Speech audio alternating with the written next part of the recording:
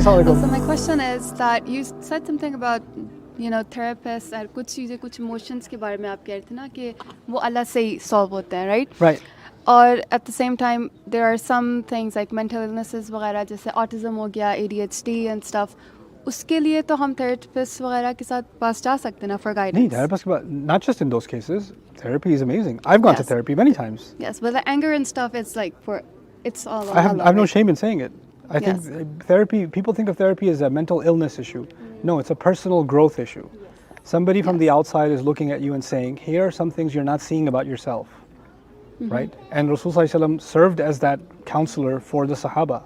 And there are also Right. ayats about anxiety and depression and how Yes. Islam can help you through that. What about if you have anxiety with panic attacks? Should you get help for that, or should you depend it Let all me on let me Allah? answer this question in this way. Allah says, وَيُعَلِّمُكُم مَا لَمْ تَكُونُوا تَعْلَمُونَ. He teaches you what you couldn't possibly have known yourself. So Allah will not teach us heart surgery.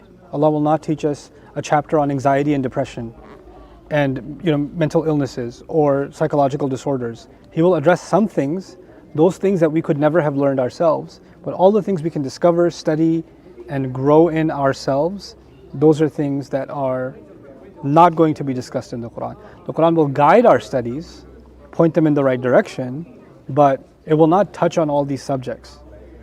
Not in the way that we think. Somebody says, oh, I'm going to study depression in the Quran, or I'm going to study this and that.